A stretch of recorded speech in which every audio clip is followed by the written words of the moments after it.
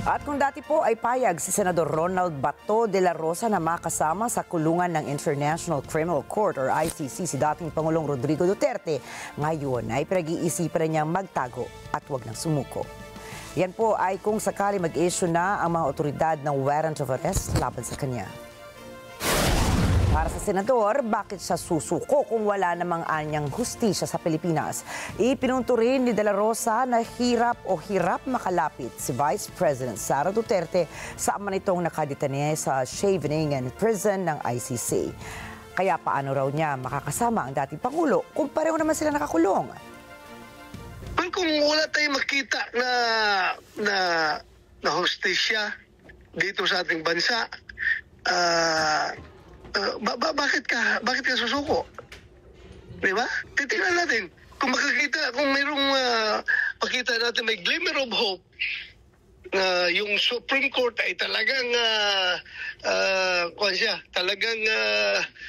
panindigan niya yung kanyang pagiging independent. Mayroon din papakitang magtatayo din yung Senado kung anong dapat din na I will evaluate. As I have said, I will cross the bridge when I get there. Mahirap man daw doon, mahirap man. Ultimo yung anak nga, hindi makalapit, hindi maka bisita ng basta-basta yung anak na si Vice President Sara. How much more kung ako na pareho lang kaming detainee, paano ako makapag-demand ng time na para makasama doon o makiusap na pareho naman kaming detainee. Isa rin sa kinukonsidera ng senador ay ang manatili sa loob ng Senado habang siya ay naghahanap ng legal remedies. Naniniwalaan niya siya na hindi siya palalayasin ni Senate President Francis Escudero.